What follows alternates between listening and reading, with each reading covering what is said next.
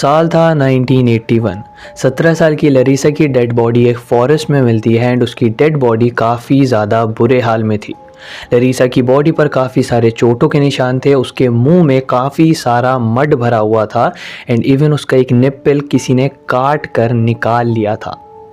बाद में ये भी पता चला कि लरीसा को सेक्सुअली असॉल्ट भी करा गया था एंड गला दबाकर उसे मारा गया था। क्योंकि ये केस काफ़ी ज़्यादा हॉरिफाइंग था तो पुलिस ने फ़ौरन से ही इन्वेस्टिगेशन शुरू भी कर दी थी। बट अनफॉर्चुनेटली काफ़ी लंबे टाइम तक इन्वेस्टिगेशन करने के बाद भी पुलिस के हाथ में कोई लीड आया ही नहीं।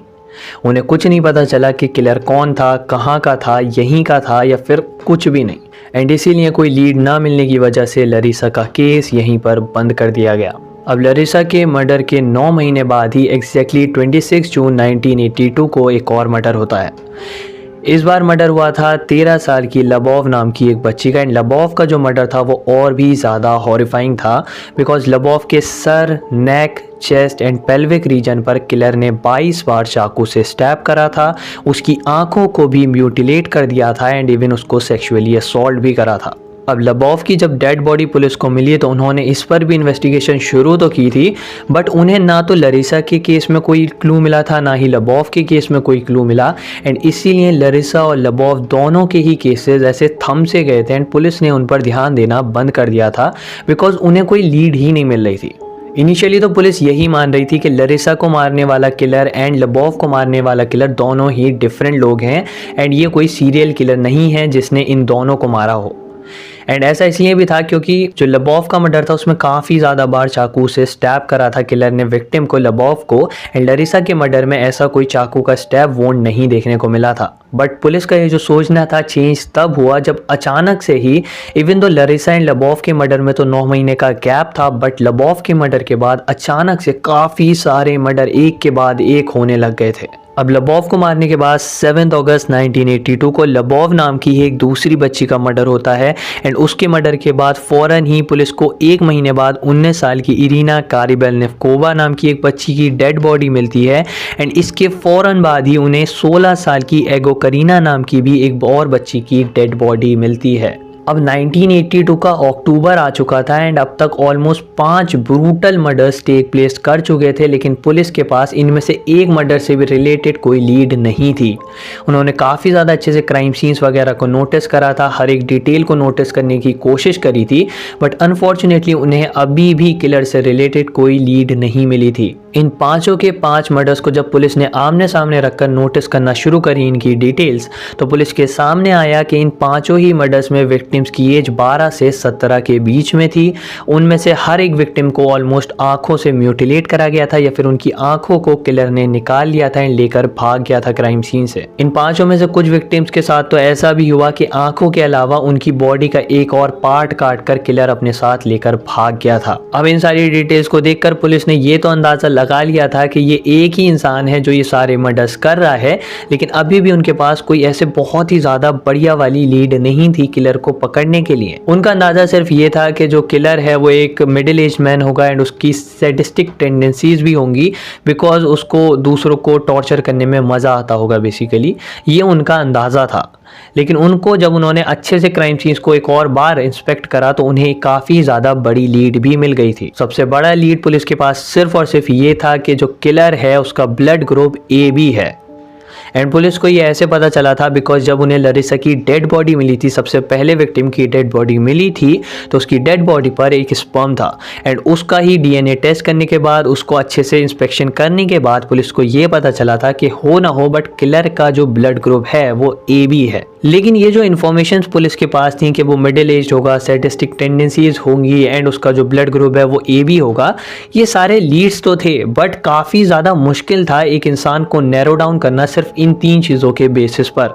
एंड इसीलिए पुलिस के लिए काफ़ी ज़्यादा मुश्किल हो रहा था किलर को पकड़ना। और इसी सब का फ़ायदा उठाते हुए 11 दिसंबर 1982 को किलर ने ओल्गा मैगनॉफ नाम की एक बच्ची पर अटैक करा। जब पुलिस को उसकी बॉडी मिली तो वो और भी ज़्यादा बुरे हाल में थी बिकॉज मैगनॉफ की बॉडी पर 50 बार चाकू से स्टैब करा गया था। उसके चेस्ट पर एक बहुत ही ज़्यादा बड़ा कट मारा हुआ था किलर ने एंड उस बच्ची का यूटरस काट कर निकाल लिया था एंड लेकर भाग गया था वो क्राइम सीन से। इसके बाद 1983 के जनवरी में 15 साल के सर्जी कूजमिन की डेड बॉडी मिलती है पुलिस को। उसके बाद जून में उसी साल की लॉरा सार्केसियन की डेड बॉडी मिलती है एंड इसके 2 महीने बाद इरिना डुनाकोवा की भी डेड बॉडी पुलिस को मिलती है। इन सारे ही मर्डर्स में उनकी आंखों को म्यूटिलेट करा हुआ था या फिर किलर उनकी आंखों को काट कर ले गया था या फिर इन सब की बॉडीज में से एक ना एक पार्ट तो उसने काट कर अपने साथ ले ही गया था।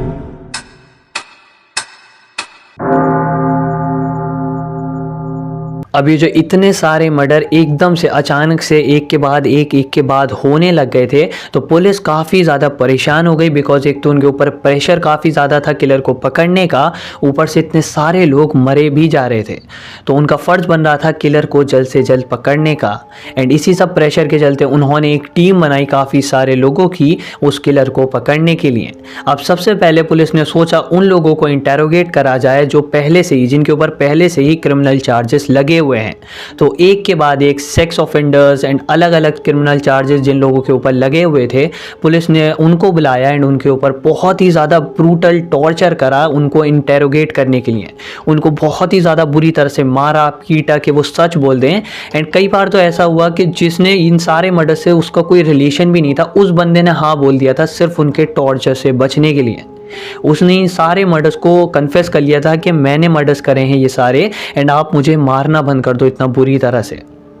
पुलिस ने उनको सज़ा भी दे दी थी लेकिन बाद में ये पता चला कि ये तो वो बंदा था ही नहीं जिसने इतने सारे ये मर्डर्स अभी तक करे हैं। ये तो कोई और था जिसने सिर्फ पुलिस के टॉर्चर से बचने के लिए ही हाँ कर लिया था, कन्फेस कर लिया था ये सारे मर्डर्स। जब इस सब से कोई फ़ायदा नहीं हुआ उन सारे लोगों से जिनके ऊपर पहले से ही क्रिमिनल चार्जेस थे उनसे इंटेरोगेशन करने के बाद कोई फ़ायदा नहीं हुआ पुलिस को, तो उसके बाद उनका ध्यान गया ह्यूमन ट्रैफिकिंग गैंग्स के पास। बिकॉज इन सारे ही मर्डर्स में काफ़ी सारे ऑर्गन्स वगैरह भी उन बॉडीज में से मिसिंग थे। किसी का यूट्रस गायब होता था, किसी की आंखें गायब होती थी। तो पुलिस ने सोचा कि may be organ trafficking gang में से कोई इंक्लूडेड हो इन सारे मर्डर्स में। तो पुलिस ने क्या करा, जिन गैंग्स के बारे में उन्हें पता था उनके कुछ जो बहुत ही ज़्यादा छोटी गैंग्स थी उनके कुछ मेंबर्स को पकड़ा एंड उन्हें टॉर्चर करना शुरू कर दिया ताकि वो बताएं कि किसने मारा है इन सारे लोगों को। अब जब पुलिस ने उन लोगों को बुलाया, काफ़ी सारी गैंग्स को पुलिस ने बुलाया था एंड उनको भी टॉर्चर करा, उनको मारा पीटा ताकि वो सच बोल दें उन्होंने ही मर्डर करा है। लेकिन बिकॉज उन्होंने मर्डर करा ही नहीं था तो उन्होंने कन्फेस भी नहीं करा एंड पुलिस अपना टॉर्चर बढ़ाती ही गई। ये नहीं कि वो थोड़ा सा और इन्वेस्टिगेशन करें, वो किसी और से पूछताछ करें, नहीं, बल्कि वो इन गैंग्स के ऊपर, इन गैंग्स के मेंबर्स के ऊपर बहुत ही ज़्यादा टॉर्चर बढ़ाती गई। इवन पुलिस ने इन सारे लोगों पर, ये जो ऑलरेडी क्रिमिनल लोग थे उनके ऊपर इतना ज़्यादा टॉर्चर कर दिया था कि एक मेंबर ने तो खुद ही सुसाइड कर ली थी पुलिस के टॉर्चर से बचने के लिए। जब पुलिस को इन गैंग मेंबर से भी कुछ नहीं पता चला तो पुलिस का ध्यान गया गे कम्युनिटी की तरफ, बिकॉज अभी तक ये जो मर्डर्स हुए थे उनमें से 3-4 छोटे लड़के जो थे उनको भी मारा गया था। तो पुलिस ने सोचा मे बी जो किलर है वो गे हो एंड इसीलिए गे कम्युनिटी की तरफ पुलिस ने और भी ज़्यादा ब्रूटल टॉर्चर करा, उनको और भी ज़्यादा बुरी तरह से मारा पीटा, लेकिन पुलिस को वहाँ से भी कुछ नहीं मिला। 1984 का सितंबर आ चुका था अब तक एंड 3 साल ऑलमोस्ट हो चुके थे इस पूरी इन्वेस्टिगेशन को स्टार्ट हुए, इन सारी किलिंग्स को स्टार्ट हुए, लेकिन पुलिस के पास अभी तक किलर से रिलेटेड कोई लीड था ही नहीं। इतनी सारी इन्वेस्टिगेशन करी उन्होंने, इतने सारे इंटेरोगेशंस करे, बट कुछ फ़ायदा नहीं हुआ उसका। और दूसरी तरफ किलर तो रुक ही नहीं रहा था, एक के बाद एक मर्डर होते ही जा रहे थे एंड इस टाइम तक 1984 तक 11-12 मर्डर्स ऑलरेडी हो चुके थे। अब जब इतना सब कुछ करने के बाद भी कुछ नहीं हुआ तो पुलिस ने एक लास्ट और पैतरा आजमाया एंड उन्होंने क्या करा, मेडिकल इंस्टीट्यूशन से कुछ लोग बुलाए एंड इन सारे केसेस, ये जितने भी अभी तक मर्डर हुए थे, इन सब को एक और बार स्टडी करा, इन सारी चीज़ों को एक और बार स्टडी करा एंड जो किलर होगा उसकी प्रोफाइल बनवाने की कोशिश करी कि एग्जैक्टली, अब क्योंकि अच्छे खासे मर्डर्स हो चुके थे तो इन सारे मर्डर्स को तुम रीड करो एंड हमें एक बहुत ही ज़्यादा स्पेसिफिक प्रोफाइल बना कर दो उस किलर की ताकि उसे ढूंढना आसान हो। एंड जो मेडिकल इंस्टीट्यूशन के लोग थे वो भी इस इन्वेस्टिगेशन का पार्ट नहीं बनना चाह रहे थे, बिकॉज उनका काम था इन सारे मर्डर्स को रीड करना एंड ये बहुत ही ज़्यादा ब्रूटल मर्डर्स थे। न्यूज़ ऐसी भी सुनने को मिली थी कि काफ़ी सारे जो ऑफिसर्स थे, बिकॉज वो तो इन सारी मर्डर साइट्स पर जा रहे थे, इन क्रिमिनल सीन्स को देख रहे थे, इन मर्डर्स को देख रहे थे, तो कुछ ऑफिसर्स ऐसे थे जिनको हेल्यूसिनेशंस होने लग गए थे, वो ऐसा मानने लग गए थे कि वो खुद ही किलर हैं एंड जब वो ट्रांस स्टेट में चले जाते हैं तो वो मर्डर्स कर देते हैं एंड फिर वो वापस आकर अपना ऑफिसर वाले उसमें वापस आ जाते हैं। वो ऐसा सोचने लग गए थे अपने दिमाग में, बिकॉज ये मर्डर्स बहुत ही ज़्यादा ब्रूटल थे एंड ये सारी चीज़ें वो तो कई बार देख चुके थे, 12-13 मर्डर्स, एंड इसीलिए वो हेल्यूसिनेट करने लग गए थे। बट इसके बावजूद भी कुछ काफ़ी ज़्यादा ब्रेव डॉक्टर्स सामने आए, पुलिस के साथ आए, इस इन्वेस्टिगेशन का पार्ट बने एंड उन्होंने इन सारे मर्डर्स को स्टडी कर कर किलर की एक पूरी प्रोफाइल बनाकर दी पुलिस को, एक काफ़ी ज़्यादा स्पेसिफिक प्रोफाइल। ये प्रोफाइल जब पूरी बनकर आई तो इसमें ये बताया हुआ था कि किलर 45 से 50 इयर्स के बीच में होगा, एक नेक्रो सैडिस्ट होगा एंड काफ़ी ज़्यादा बड़ी हिस्ट्री होगी सेक्सुअल प्रॉब्लम्स की, काफ़ी ज़्यादा लो सेल्फ स्टीम होगी एंड इवन एजुकेटेड भी होगा, बट उसके कोई भी फ्रेंड्स वगैरह नहीं होंगे, वो काफ़ी ज़्यादा लोनली रहा होगा अपनी पूरी लाइफ में ही। अब इस प्रोफाइल के अकॉर्डिंग पुलिस ने किलर को ढूंढना शुरू कर दिया था। पुलिस ने क्या करा, 2 टीम्स बनाई। एक टीम थी जो कि अपनी यूनिफॉर्म पहनकर इन सारी जगहों पर घूमती रहेगी, दूसरी टीम थी जो कि अंडर कवर इन जगहों पर घूमेगी एज अ नॉर्मल सिविलियन। वो पुलिस और यूनिफॉर्म नहीं पहने हुए होंगे ताकि वो अच्छे से सब इंसानों को नोटिस कर सकें कि कोई अजीब हरकतें तो नहीं कर रहा है। पुलिस उन जगहों पर तो तैनात थी ही जहां पर पिछले मर्डर्स हुए थे, वो उन जगहों पर भी थी जहां पर कोई अभी तक मर्डर नहीं हुआ था। एंड ऐसे ही एक बस स्टेशन पर जहां पर रिसेंट 2 पिछले मर्डर्स अभी हुए थे, उस स्टेशन पर एक पुलिस ऑफिसर थे जिनका ध्यान गया एक इंसान पर जो कि काफ़ी ज़्यादा डरा सा लग रहा था, उसके पसीने छूट रहे थे एंड वो 2 लड़कियों से बात करने की कोशिश कर रहा था। जो ये पुलिस ऑफिसर थे उन्होंने इस इंसान को कुछ देर तक नोटिस करा वहीं पर उसी बस स्टैंड पर दूर से खड़े रहकर। तो उन्होंने देखा कि इंसान इन दोनों बच्चियों से, ये बच्चियाँ थी, स्कूल की स्टूडेंट्स थी, तो इनसे बात करने की कोशिश कर रहा है एंड बार बार इन्हें टच कर रहा था। तो ऑफिसर्स को काफ़ी ज़्यादा अजीब लगी ये बात एंड वो वहाँ पर फ़ौरन ही उसी बस स्टैंड पर उस आदमी के पास गए एंड उससे पूछा कि वो क्यों इन छोटी बच्चियों से बात कर रहा था एंड इनको टच कर रहा था। उस आदमी ने जैसी पुलिस को देखा तो वो और भी ज़्यादा डर गया। पुलिस ऑफिसर ने ये बताया कि जैसे ही वो इस आदमी के पास गए थे तो उसका पसीने और भी ज़्यादा तेज़ी से छूटने शुरू हो गए थे एंड वो ऐसा डर सा गया था एंड तभी पुलिस को कुछ अजीब सा लग रहा था, उन्हें शक हो गया था इस इंसान पर। एंड जैसे ही उन्होंने इस इंसान से पूछा कि तुम यहाँ पर क्या कर रहे हो, तुम्हारा क्या काम है इन लड़कियों से, तो उसने बताया कि मैं एक टीचर हूँ एंड इसीलिए मैं इन बच्चियों से बात कर रहा था बिकॉज मैं इनके स्कूल का टीचर हूँ। पुलिस ने उस आदमी से पूछा कि मुझे अपना कुछ आईडी कार्ड वगैरह दो ताकि मैं ये कंफर्म कर सकूं कि तुम कौन हो। एंड जैसे ही उस इंसान ने अपना आईडी कार्ड दिया तो उस आदमी का नाम था एंड्रे चिकाटिलो। बट बिकॉज पुलिस के पास ऐसा कोई एविडेंस नहीं था कि ये जो एंड्रे नाम का आदमी है ये कुछ गलत काम कर रहा था या फिर वो कुछ हरकत करने वाला था या फिर वो मर्डर करने वाला था, पुलिस के पास कोई रीज़न ही नहीं था उसे पकड़ने का या रोकने का। तो इसीलिए आईडी देखने के बाद पुलिस ने उसे जाने दिया एक वार्निंग के साथ। लेकिन जो पुलिस ऑफिसर थे उनका यही कहना था कि जब मैंने पहली बार एंड्रे को देखा था तो मुझे काफ़ी ज़्यादा अजीब सा महसूस हुआ था एंड मुझे ऐसा लगा था कि ये इंसान कुछ तो अजीब है एंड ये कुछ तो छुपा रहा है। एंड उस ऑफिसर का जो शक था वो यकीन में तब बदल गया जब उन्होंने एक और बार उसी बस स्टैंड पर एंड्रे को फिर से कुछ बच्चियों से बात करने की कोशिश करते हुए देखा। उन्होंने देखा कि फिर से एंड्रे बहुत ही ज़्यादा डरा हुआ है, उससे बात नहीं करी जा रही है, बार बार बीच में अटक रहा है वो बोलते हुए, लेकिन फिर भी वो कुछ बच्चियों से बात करने की कोशिश कर रहा था, उनको बार बार टच कर रहा था। बट ऑफिसर ने इस बार थोड़ा सा होशियारी से काम लिया एंड उन्होंने सोचा कि क्यों ना इस बार वो एंड्रे का पीछा करे, वो देखे कि पूरे दिन में एंड्रे क्या करता है, बिकॉज उनको ऑब्वियसली एंड्रे पर काफ़ी ज़्यादा शक हो ही रहा था। तो उन्होंने सोचा कि मैं पूरे दिन इसको पीछा करता हूँ एंड देखता हूँ कि ये पूरे दिन में क्या करता है आखिर।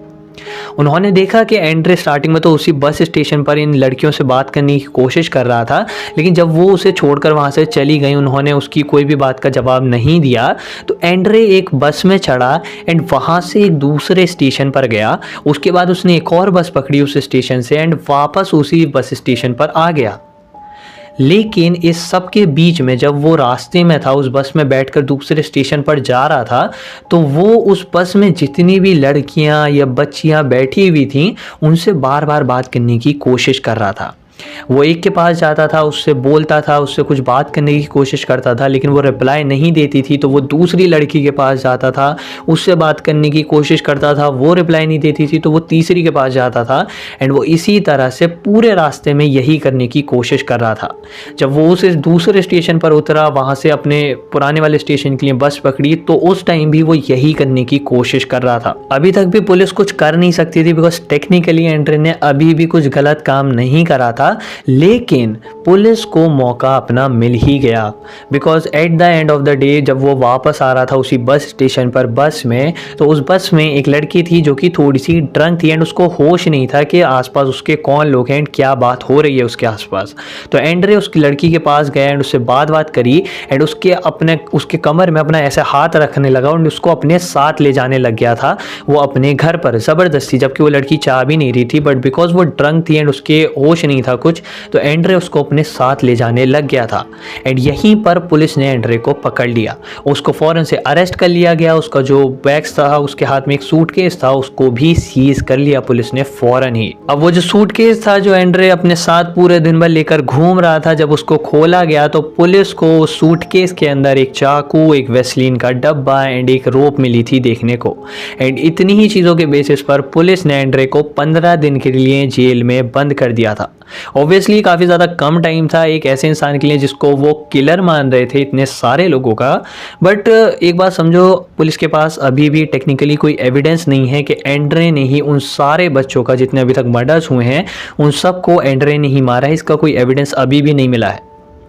तो उसको सिर्फ उसी बेसिस पर अभी जेल मिली है जो कि वो हरकत करने की कोशिश कर रहा था उस बस स्टैंड पर एक ड्रंक लड़की को अपने साथ ज़बरदस्ती करने की, तो उसी वजह से उसको 15 दिन के लिए अंदर कर दिया था। लेकिन दूसरी तरफ पुलिस अभी भी शांत नहीं बैठी थी, बिकॉज उनको काफ़ी ज़्यादा शक था इस बंदे पर, एंड्रे पर। तो उन्होंने एंड्रे पर एक बैकग्राउंड चेक मारा एंड जब उन्होंने उसके पास्ट को नोटिस करा तो उन्हें काफ़ी सारी डिस्टर्बिंग चीज़ें देखने को भी मिली। पुलिस को सबसे ज़्यादा डिस्टर्बिंग चीज़ जो उसके पास्ट में मिली एंड उनके काम की जो चीज़ उन्हें मिली वो ये थी कि एंड्रे था तो एक टीचर ही, बट जब उसने अपनी सबसे पहली जॉब को ज्वाइन करा था एंड वो एक स्कूल में टीचिंग कर रहा था, तो उस स्कूल में वो वहाँ की बच्चियों को सेक्सुअली असॉल्ट करने लग गया था। इसी वजह से उसको अपने पहले स्कूल से फायर करा गया था। एंड जब वो दूसरे स्कूल में गया है, वो एक ऑल बॉयज़ स्कूल था, तो वहाँ पर वो उस स्कूल के छोटे बच्चों पर, लड़कों को भी सेक्सुअली असॉल्ट करने लग गया था। और इस सब से पुलिस ने ये भी कंफर्म कर ही लिया था कि जो एंड्रे है उसको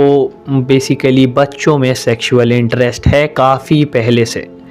एंड पुलिस ये सारी चीज़ें देखकर काफ़ी ज़्यादा खुश हो गई थी, बिकॉज उनका मानना तो ये हो गया था, बिकॉज ऑब्वियसली सारे एविडेंस जो थे एंड्रे के खिलाफ में ही थे। पहली बात, वो लड़कियों से बात करने की कोशिश करता रहता है बस स्टैंड पर, जो कि ऑब्वियसली काफ़ी ज़्यादा क्रीपी चीज़ है। दूसरी चीज़, वो बात ही नहीं कर पाता है, उसका जो सेल्फ स्टीम है वो काफ़ी ज़्यादा लो है। तीसरी चीज़, उसके कोई दोस्त भी नहीं थे आसपास। उन्होंने जितना भी बैकग्राउंड चेक करा, उन्हें कोई भी एक ऐसा इंसान नहीं मिला जो कि ये कहे कि वो एंड्रे का दोस्त है। एंड चौथी चीज़, उसके बैग में चाकू, रोप और वेसलीन तो मिले ही थे पुलिस को। तो ये जो एविडेंस थे काफ़ी थे एंड्रे को इन सारे बच्चों का जो अभी तक मर्डर्स हो रहे थे उनका किलर बताने के लिए एंड पूरी तरह से इस केस को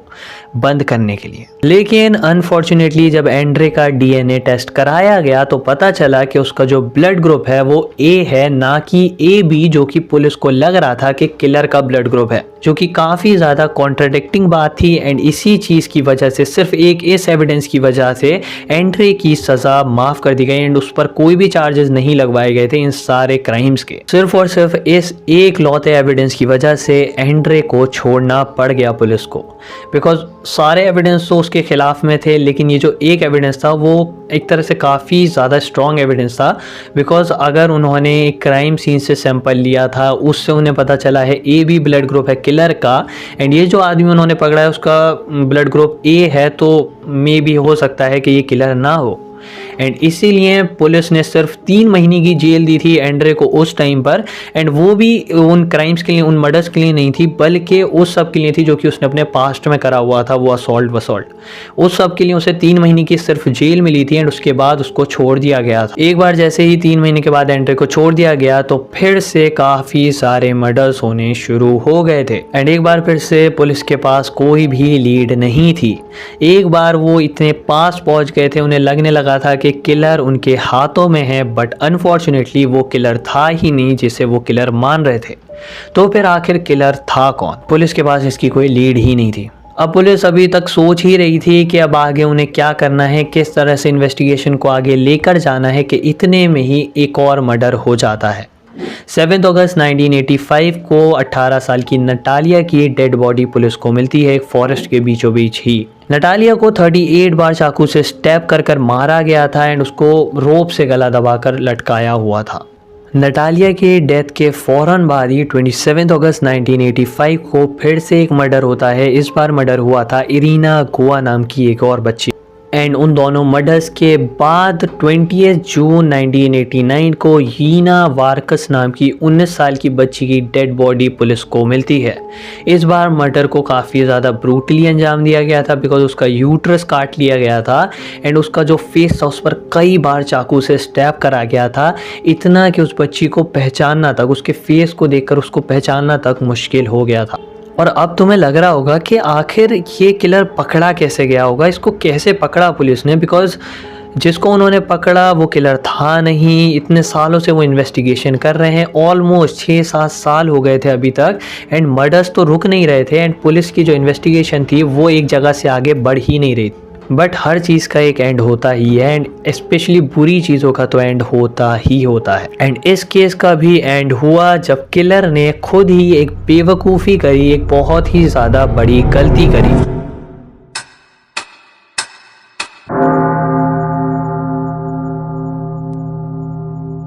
21 नवंबर 1990 पुलिस को एक और डेड बॉडी मिलती है एंड इस बार डेड बॉडी मिली थी फताना कॉस्टिक नाम की 22 साल की एक लड़की की। एंड ये डेड बॉडी भी उसी हाल में मिली थी जिस हाल में पिछली डेड बॉडीज़ मिल रही थी।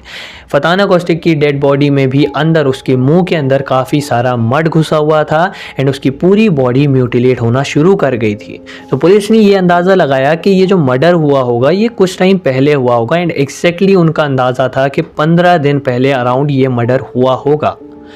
एंड ये बात सुनने के बाद एक ऑफिसर के दिमाग में एक बात आई कि अराउंड 15 दिन पहले ही, 15-20 दिन पहले ही उन्होंने एक आदमी को देखा था एंड वो आदमी काफ़ी ज़्यादा अजीब लगा उन्हें। वो आदमी के हाथ में जो है खून सा एक कलर दिखा रहा था एंड जब वो उसके पास गए तो उन्होंने देखा कि उस आदमी के हाथों पर खून ही लगा हुआ था और ये जो आदमी था वो और कोई नहीं बल्कि एंड्रे चिकाटिलो ही था। बट वो जो ऑफिसर थे वो अपने नॉर्मल ड्रेस में थे, यानी कि वो एज अ अंडर कवर थे उस क्राउड में एंड वो अपनी यूनिफॉर्म नहीं पहने हुए थे, तो वो एंड्रे से ज़्यादा पूछताछ नहीं कर पाए थे। बट स्टिल उन्होंने पूछा तो था ही उससे कि ये सब हाथ में क्या लगा हुआ है तुम्हारे, तो वो काफ़ी ज़्यादा बहाने बनाने लग गया था। एंड फिर अचानक से स्टेशन पर उसकी ट्रेन आ गई तो एंड्रे फ़ौरन ही अपनी ट्रेन में बैठ कर वहाँ से भाग गया था। एंड इस इंसिडेंट के एग्जैक्टली 15-20 दिन बाद ही पुलिस को एक डेड बॉडी मिलती है एक लड़की की जिसको ब्रूटली मारा गया था एंड उसकी ये बताया जा रहा था कि उसको एटलीस्ट 15-20 दिन पहले मारा गया होगा। तो ये जो दो इंसिडेंट्स थे, पहला इंसिडेंट पुलिस का एंड्रे को मिलना, उसके हाथ पे खून लगे होना एंड 15 दिन बाद इस डेड बॉडी का मिलना, पुलिस को फ़ौरन से ही एंड्रे पर बहुत ही ज़्यादा बड़ा शक हो गया था। बिकॉज ऑब्वियसली पिछली बार जब उन्होंने उसे पकड़ा था, उसके पास में देखा था, तो उन्हें बहुत ही ज़्यादा डिस्टर्बिंग चीज़ें मिली थी एंड उसके बाद अब उनके पास एक काफ़ी ज़्यादा स्ट्रॉन्ग प्रूफ था एंड्रे को अरेस्ट करने का। एंड फाइनली 20 नवंबर 1990 को 3 ऑफिसर्स ने देखा कि एंड्रे एक छोटे बच्चे से बात करने की कोशिश कर रहा था एंड जैसे ही उन्हें कन्फर्म हुआ कि ये वही एंड्रे है जो कि लूज पर है एंड इसने मर्डर्स करे हैं, तो उन तीनों ने फ़ौरन ही इस इंसान को पकड़ लिया था एंड इवन इसको रिकॉर्ड भी करा गया था ऑन कैमरा। फाइनली एंड्रे को पकड़ लिया गया था एंड इस बार उसके पास बचकर निकलने का कोई रास्ता भी नहीं था एंड इसीलिए एंड्रे ने फ़ौरन ही सारे क्राइम्स को कन्फेस भी कर लिया था। इधर जैसे एंड्रे को कस्टडी में लिया गया, उधर पुलिस दूसरी तरफ एंड्रे के घर पर पहुंची उसके घर में तलाशी लेने के लिए। घर में पहुंचकर जब पुलिस ने इन्वेस्टिगेशन करी तो पुलिस को 20 तरह के 20 अलग अलग डिफरेंट टाइप्स के नाइफ्स मिले एंड्रे के घर पर एंड इवन एक विक्टिम के शूज़ भी मिले। एंड फाइनली ऑलमोस्ट 13 साल बाद, 13 साल की लंबी इन्वेस्टिगेशन के बाद किलर को पकड़ा जा चुका था एंड बेसिकली सीरियल किलर को पकड़ा जा चुका था। कस्टडी में लेने के बाद जब पुलिस ने एंड्रे से पूछताछ करनी शुरू करी तो एक के बाद एक एंड्रे ने अपनी लाइफ के डिस्टर्बिंग ट्रुथ्स और डिस्टर्बिंग चीज़ें जो उसने करी हैं वो पुलिस के सामने रखना शुरू कर दी। एंड्रे ने बताया कि वो अपने विक्टिम्स को मारने के बाद उनके बॉडी पार्ट्स को खाता भी था। सो बेसिकली वो एक कैनिबल भी था एंड उसने इवन ये भी बताया कि वो अपने विक्टिम्स को जो उसके ऐसे वाले पार्ट्स होते थे जो काफ़ी ज़्यादा सॉफ्ट होते थे ह्यूमन बॉडी के, तो वो उनको अपने दांतों से ही काट कर दांतों में रखते हुए वो उस डेड बॉडी के चारों तरफ चक्कर लगाता था। मेन बात ये थी कि वो ऐसा करने के बाद अपनी विक्टिम के जो टेस्टिकल्स थे या फिर यूट्रस था एंड ऐसी चीज़ें वो खाना पसंद करता था अपने विक्टिम्स के। उसने ये बताया जब पहली बार उसने खून चखा था तो उसको काफ़ी ज़्यादा मज़ा सा आया था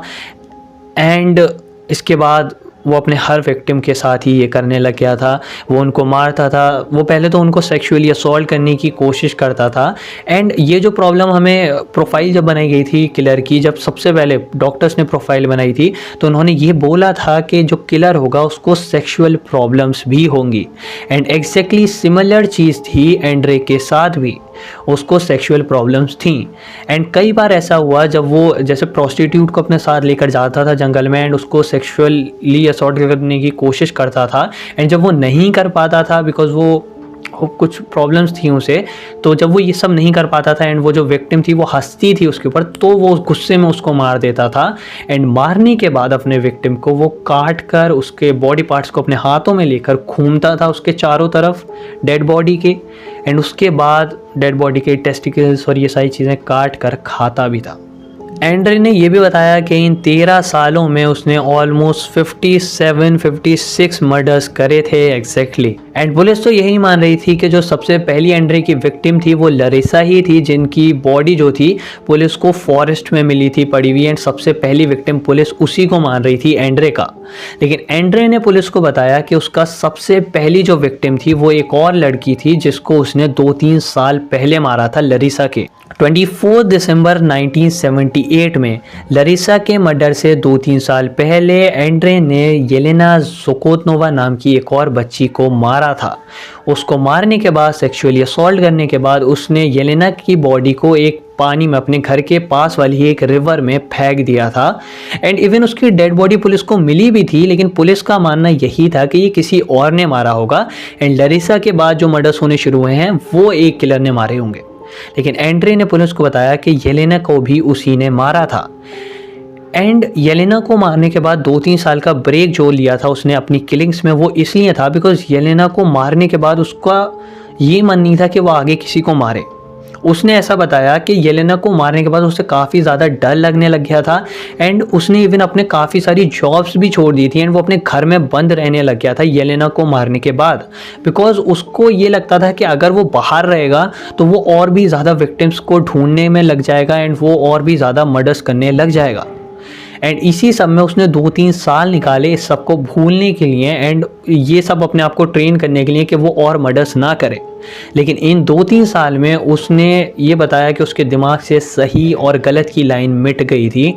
एंड 2-3 साल के बाद उसने लरिसा का मर्डर करा एंड उसके बाद से उसने 57 मर्डर्स कर दिए थे। एंड्रे को पकड़ तो लिया ही गया था बट एक सवाल जो हर किसी के मन में था वो ये था कि आखिर कौन है एंड्रे चिकाटिलो।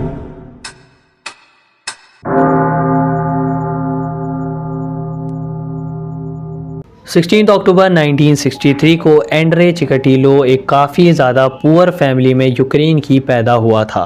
उसकी जो फैमिली थी उसमें सिर्फ उसके पेरेंट्स थे एंड वो था एंड ये जो एक घर था इनका वो सिर्फ एक रूम का घर था जिसमें ये तीनों लोग रहते थे एंड कई बार ऐसा भी होता था कि इनके घर में खाने के लिए कुछ नहीं होता था तो ये तीनों लोग ही ग्रास एंड जो पत्ते वगैरह होते हैं उनको खाकर अपना पेट भरा करते थे। एंड बिकॉज ये वर्ल्ड वॉर 2 का टाइम था तो एंड्रे के फादर को वॉर में बुला लिया गया था एंड वो वॉर में लड़ने के लिए चले गए थे एंड कुछ टाइम बाद ही उनको पकड़ भी लिया गया था एंड जेल में भी डाल दिया गया था। इसका मतलब ये था कि जब वो वापस आए तो उनको काफ़ी ज़्यादा नीचे वाली नज़रों से देखा गया था कि ये एक प्रिजनर है जिसको पकड़ लिया गया था वहाँ पर, तो काफ़ी ज़्यादा शर्मिंदा वाली बात थी ये उनकी फैमिली के लिए ही। लेकिन जब उसके फादर गए हुए थे वॉर में लड़ने के लिए, तब एंड्रे और उसकी माँ दोनों अकेले थे एंड उनको अकेले ही सर्वाइव करना था। तो अब इस वॉर टाइम में सर्वाइव करने के लिए एंड्रे, उसकी जो माँ थे, वो दोनों ही काफ़ी ज़्यादा, जैसे जो बेसमेंट में जगहें होती हैं वॉर टाइम्स में लोग बना लेते हैं, तो बेसमेंट्स वगैरह में, सेलार्स वगैरह में छुप कर रहते थे। एंड जो एंड्रे की माँ थी, उन्होंने एंड्रे को एक कहानी सुनाई थी उसके बड़े भाई की, जो कि घर से भाग गया था। वो अपनी माँ की बात नहीं सुनता था एंड वो घर से भाग गया था इस वॉर टाइम में। तो वो एक ऐसी जगह पर पहुंच गया था जहां पर उसके जो नेबर्स थे वो काफ़ी ज़्यादा भूखे थे, तो वो उसके भाई को ही पकड़ कर खा गए थे, पकाकर। ये कहानी एंड्रे की माँ ने एंड्रे को इसलिए सुनाई थी ताकि वो उनकी बात सुने, उनकी बात माने एंड इधर उधर कहीं ना भागे। एंड इसका कोई प्रूफ नहीं पता चला, ऐसे कुछ कंफर्म नहीं है कि ये बात सच थी या झूठ थी, बट ये बात एंड्रे के दिमाग में हमेशा रही थी। अपने चाइल्डहुड में एंड्रे तो काफ़ी ज़्यादा ब्रिलियंट था एंड काफ़ी ज़्यादा अच्छा स्टूडेंट था। वो स्कूल वगैरह भी जाता था एंड इवन स्कूल टाइम पर उसकी एक गर्लफ्रेंड भी थी, लेकिन उनका ब्रेकअप भी हो गया था काफ़ी ज़्यादा जल्दी एंड उसका रीज़न उसकी सेक्सुअल अनहेल्दीनेस ही थी। एंड यही चीज़ उसके क्राइम्स में भी निकल कर आई थी, बिकॉज काफ़ी सारे क्राइम्स उसने इसीलिए करे थे बिकॉज सेक्सुअली अनहेल्दी था, तो वो कुछ कर नहीं पाता था एंड जो लड़कियां थी वो उस पर हंसती थी, उसका मजाक बनाती थी, तो उसको और भी ज़्यादा गुस्सा आता था एंड उस गुस्से को वो कंट्रोल नहीं कर पाता था एंड वो उन लड़कियों को जान से मार देता था। कुछ टाइम बाद एंड्रे ने शादी भी कर ली थी समहाउ, एंड समहाउ उसके 2 बच्चे भी हो गए थे काफ़ी ज़्यादा सालों बाद, काफ़ी ज़्यादा कोशिशें करने के बाद भी। एंड एंड्रे ने उसके बाद टीचर की नौकरी करी थी एक स्कूल में, एंड उस स्कूल में एंड्रे को कोई भी बच्चा इतना ज़्यादा सीरियसली नहीं लेता था। उसके जो रूल्स थे उनको फॉलो नहीं करता था, वो उनसे कुछ करने को कहता था तो वो नहीं करते थे एंड इसी सब से एंड्रे को काफ़ी ज़्यादा गुस्सा आता था। एंड एक टाइम ऐसा आया जब उसने उस स्कूल की जो लड़कियाँ थीं, जो बच्चियाँ थीं, उनको सेक्सुअली असॉल्ट करना शुरू कर दिया था ज़बरदस्ती, एंड वो उनको काफ़ी ज़्यादा डरा कर रखने लग गया था। और एक टाइम ऐसा भी आया जब स्कूल के प्रिंसिपल को इसके बारे में जब पता चला तो उन्होंने एंड्रे को चुपचाप से फायर कर दिया था। एंड ऐसा कुछ भी उन्होंने नहीं करा कि वो पुलिस को बताते एंड्रे के बारे में। मे बी हो सकता है ये इसलिए होता क्योंकि उनके स्कूल की रेपुटेशन ख़राब होती उससे, तो उन्होंने क्या करा, एंड्रे को चुपचाप से बस फायर कर दिया अपने स्कूल से एंड पुलिस तक ये बात वो नहीं लेकर गए। एंड फिर एंड्रे के लिए तो ये काफ़ी ज़्यादा आसान था ही, उसने दूसरा स्कूल ज्वाइन कर लिया। इस बार ये ऑल बॉयज़ स्कूल था, तो यहाँ पर वो उस स्कूल के जो लड़के थे उनको सेक्सुअली असॉल्ट करने लग गया था। और इसी बीच में उसने येलेना ज़ोकोतनोवा नाम की वो जो बच्ची थी उसका भी मर्डर करा था। हुआ ये था कि येलेना अपने स्कूल से घर की तरफ जा रही थी जब शाम के टाइम में जो एंड्रे था, एंड्रे उसके पास गया, उससे बात करी एंड उससे बोला कि मैं तुम्हें घर तक छोड़ देता हूँ। एंड एंड्रे जो था थोड़ा ऐसे बूढ़ा सा भी लगता था, तो अब ऐसे थोड़ी ना कोई इंसान सोचेगा कि ये किलर है, सीरियल किलर है, तो इसलिए वो बच्ची जो थी वो भी मान गई एंड उसके साथ घर तक गई एंड एंड्रे ने उसको सही सलामत उसके घर तक पहुँचा दिया और उससे बोला कि तुम चाहो तो मेरे घर आ जाना, कल हम जो है एक पार्टी टाइप का कर रहे हैं, तो तुम वहाँ पर आ जाना, मेरे पास काफ़ी सारी चीज़ें खेलने के लिए भी हैं। अब वो जो येलेना थी वो काफ़ी ज़्यादा खुश हो गई कि ये आदमी मुझे यहाँ तक, मेरे घर तक छोड़ कर आया है एंड अब ये जब कल बुला रहा है तो मैं ज़रूर जाऊँगी। एंड जैसे ही येलेना उसके पास अगले दिन गई तो एंड्रे ने उसको एक घर में धकेला एंड बाहर से दरवाज़ा बंद कर दिया। उसके बाद वो खुद अंदर गया, येलेना को सेक्सुअली असॉल्ट करा, उसके बाद उसको जान से मारा एंड बॉडी को एक कपड़े में लपेट कर उसके अंदर पत्थर वगैरह रख कर उसको अपने पास वाली एक रिवर में फेंक दिया था। एंड हैरानी की बात यह है कि येलेना की जो डेड बॉडी थी वो पुलिस को कुछ टाइम बाद मिली भी थी एंड डेड बॉडी मिलने के बाद जब उन्होंने इन्वेस्टिगेशन स्टार्ट करी थी तो एक लड़की उनके पास आई थी जिसने पुलिस को ये भी बताया था कि येलेना को मरने से पहले उस लड़की ने एक आदमी के साथ देखा था। पुलिस ने उस लड़की ने जो भी डिस्क्रिप्शन दिया था उस आदमी का, उस बेसिस पर एक स्केच भी बनवाया था एंड उस स्केच को लेकर वो उसी प्रिंसिपल के पास गए थे जहाँ पर एंड्रे ने अपना नौकरी वगैरह करी थी एंड उस प्रिंसिपल ने ये बताया था पुलिस को कि इस आदमी का नाम है एंड्रे चिकाटिलो। और पुलिस जब उसी रिवर जो थी उसके सामने वाले जो घर बने हुए थे उनमें इन्वेस्टिगेशन कर रही थी, पूछताछ वगैरह कर रही थी येलेना के मर्डर से रिलेटेड, तो पुलिस एक घर के सामने आई थी जिसके डोर स्टेप पर खून निकल रहा था, डोर के नीचे से खून निकल रहा था। जब पुलिस ने नेबर से पूछताछ वगैरह करी तो उन्हें पता चला कि ये घर है एंड्रे चिकाटिलो का, जब एंड्रे चिकाटिलो से पूछताछ करी गई एंड उससे पूछा वगैरह गया कि तुम्हारे घर से ये खून वगैरह कैसा आ रहा है ये सब, तो वो बहाने बनाने लग गया था। लेकिन उसको इस बार बचाया था उसकी वाइफ ने।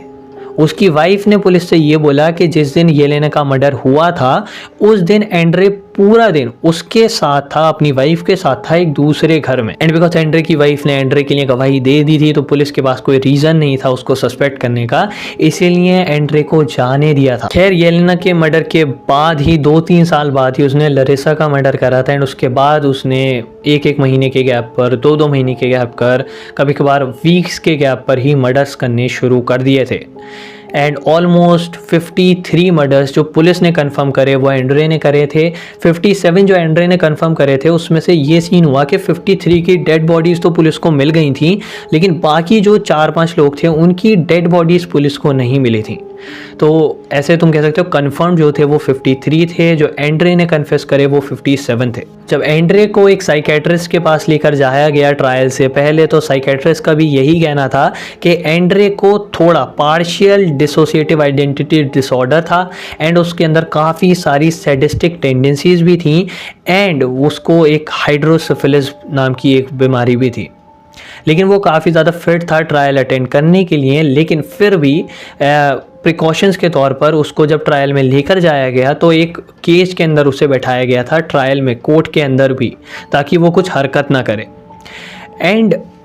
ये काफ़ी ज़्यादा अच्छा डिसीजन था बिकॉज जब एंड्रे का ट्रायल चल रहा था एंड जज जो है अपना सुना रहे थे, सारे एविडेंस वगैरह सामने लाए जा रहे थे जज के सामने, एंड जज अपना जब डिसीजन दे रहे थे उस टाइम पर एंड्रे जज के ऊपर अचानक से चिल्लाने लग गया था। वो काफ़ी ज़्यादा तेज़ चिल्ला रहा था जज के ऊपर एंड अपने आसपास के लोगों के ऊपर, एंड इसी वजह से एंड्रे को अलग कर रखना पड़ गया था कुछ टाइम के लिए उस कोर्ट से बाहर। फिर एंड्रे को दोबारा लाया गया एंड फाइनली उसकी सज़ा सुनाई गई। एंड फाइनली 14 अप्रैल 1992 को एंड्रे चिकाटिलो को death sentence plus 86 years of prison सुनाया गया एज अ पनिशमेंट। एंड ये सज़ा सुनते ही एंड्रे पूरे जितने भी लोग बैठे हुए थे उनके ऊपर चिल्लाने लग गया बुरी तरह से कि ये सब उनकी गलती है, उनकी वजह से एंड्रे ऐसा बना है एंड ऐसा ये सब काम करने लग गया एंड उन्हीं की वजह से, ये सब जो लोग हैं दुनिया के, उनकी वजह से ही एंड्रे अब मरने वाला है। बट फाइनली 14 फरवरी 1994 को एंड्रे चिकाटिलो को गोली मारकर एग्जीक्यूट कर दिया गया था। एंड इसी के साथ एंड्रे चिकाटिलो का केस यहीं पर ख़त्म होता है।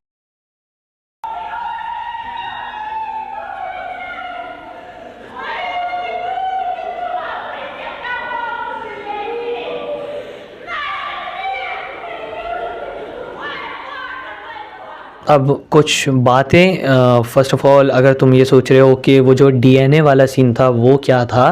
तो उसका भी अब ऐसे तो मुझे कुछ पता नहीं चला कि वो क्यों गलत आया था। एंड्रे का जो ब्लड ग्रुप था वो ए था और जो सैंपल्स में वहाँ मिला था वो AB क्यों आ रहा था। बट मुझे जहाँ तक लगता है वो इसलिए था बिकॉज़ एक तो ये केस काफ़ी ज़्यादा पुराना है, उस टाइम नया ही आया था ये जो DNA वगैरह से, सैंपल्स वगैरह से DNA वगैरह का पता लगाना, ब्लड ग्रुप का पता लगाना, ये सब न्यू टेक्नोलॉजी थी उस टाइम पर। तो हो सकता है थोड़ा सा मिस्टेक हो गई हो उस सबको रिसर्च करने में, हो सकता है कुछ भी। एंड इसीलिए जो ब्लड ग्रुप पुलिस को मिला था AB वो गलत था एंड सही वाला जो एंड्रे का था वो A ही था। तो मे भी हो सकता है कुछ उनसे गलती हो गई हो उसमें। एंड सेकेंडली बताना केस कैसा लगा तुम्हें। इस केस को लिखने में काफ़ी ज़्यादा मेहनत लग गई एंड कोशिश करूँगा कंसिस्टेंट रहने की। आई नो मैं कंसिस्टेंट नहीं रह पाता हूँ, I am sorry for that. And मिलते हैं नेक्स्ट वीडियो में, तब तक के लिए गुड बाय, टेक केयर।